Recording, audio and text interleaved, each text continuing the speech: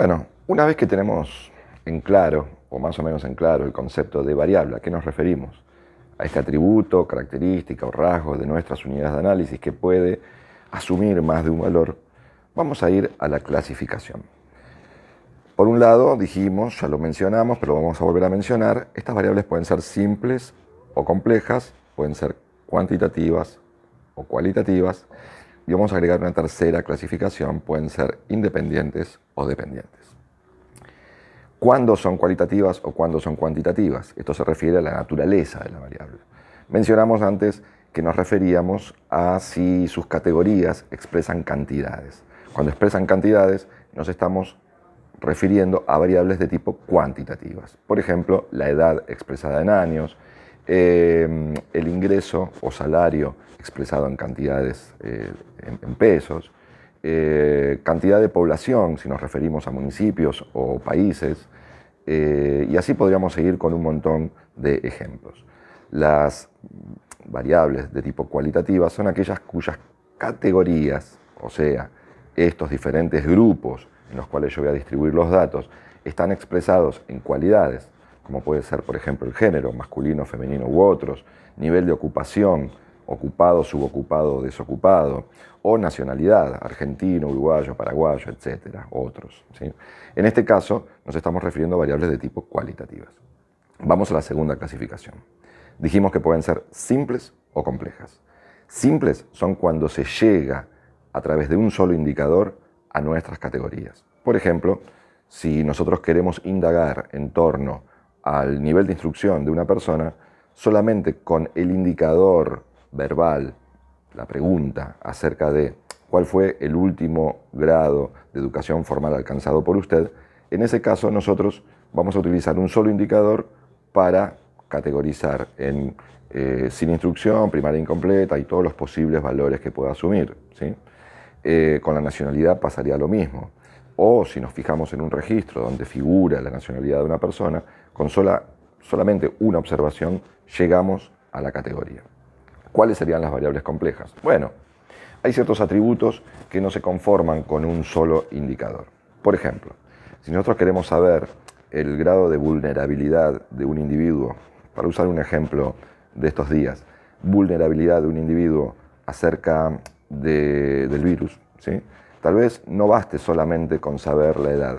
Tal vez queremos saber la edad, sus antecedentes clínicos, sus características biológicas, ¿sí?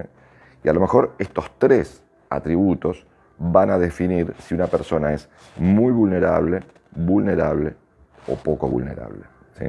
Vamos a poner un ejemplo o otro ejemplo. Grado de satisfacción con el trabajo, con su ocupación. Si nosotros le preguntamos a una persona, ¿usted está conforme con su trabajo?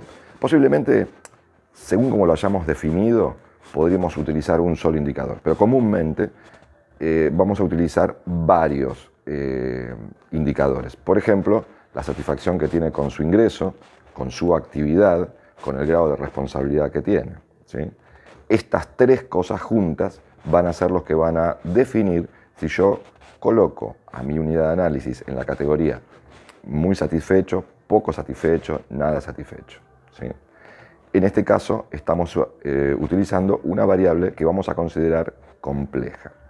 ¿Qué hacemos con estos datos, ¿sí? Estas variables complejas no llegan directamente a la categorización, sino que entre la variable y la categoría vamos a utilizar un sistema que se va a llamar de dimensiones, ¿sí?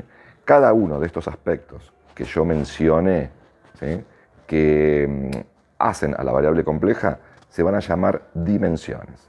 Y de acuerdo al valor que asumió en cada una de estas dimensiones, vamos a hacer un sistema donde nos permita ubicar a mi variable en una categoría, en otra o en otra. Voy a tratar de ser más claro. ¿Vieron cuando nos hacen algún test en alguna revista o últimamente en las redes sociales es bastante común hacernos preguntas, ¿no? Es decir, sepa si usted es una persona, yo qué sé, independiente, ¿sí? Con perdón de la palabra. Nos hacen un test y nos preguntan 10 cosas, ¿sí? Por ejemplo, si administramos nosotros nuestro sueldo, si nos preparamos la comida, si tenemos autonomía para decidir dónde nos vamos de vacaciones, un montón podríamos llamarle dimensiones, ¿sí? Y después, cuando termina el test, nos dicen, bueno, de las preguntas que usted contestó siempre, ¿no? Vamos a suponer que en cada una de estas dimensiones hay varias posibilidades. Siempre, a veces, nunca, ¿sí? Cuando usted contestó siempre, otórguese 3 puntos. Cuando usted contestó a veces, transfórmelo en 2 puntos. Y cuando dice nunca, póngase 1 punto. Sume todas sus respuestas y si usted tuvo entre tanto y tanto, usted es una persona independiente. Si tuvo entre tanto y tanto, usted es una persona medianamente independiente. Y si usted tuvo menos de esto, usted es dependiente. O sea, la variable compleja precisa de un sistema de dimensiones para poder llegar a la categoría, ¿sí? Esto lo vamos a seguir viendo y es importante que ustedes también lean la guía y la bibliografía que nosotros les acercamos. Por último, dijimos que las variables pueden ser independientes o dependientes, ¿sí? Esto no hace a la variable en sí, sino al lugar que ocupa dentro de la hipótesis. Si nosotros utilizamos una hipótesis donde aparece una o más variables, lo que vamos a ver es que hay una relación entre ellas, cuando tenemos más de una variable, por supuesto, ¿sí? En ese caso, si existe alguna relación entre ellas, puede que en una hipótesis haya muchas variables y no estén relacionadas, pero cuando se trata de un tipo de estudio correlacional o explicativo, en ese caso va a haber una relación entre estas dos variables. Por ejemplo, si yo digo que el nivel de instrucción se relaciona con el tipo de consumo, acá aparecen 2 variables. Una de ellas va a jugar el rol de independiente y la otra de dependiente. En este caso, en el ejemplo que yo mencioné, por marco teórico, yo estoy suponiendo que si existiese relación, esa relación está generada, no es la causa, pero podríamos pensar que a partir del nivel de instrucción depende el tipo de consumo. No porque yo tenga un tipo de consumo A, B, C o D, voy a modificar mi nivel de instrucción. En este caso, el nivel de instrucción es independiente y tipo de consumo es dependiente. Hay que tener cuidado porque en muchas relaciones la independencia o dependencia de una variable está determinado por el marco teórico, ¿sí? Vamos a dar algunos ejemplos de estos, pero por ejemplo en el ámbito de la criminología muchas veces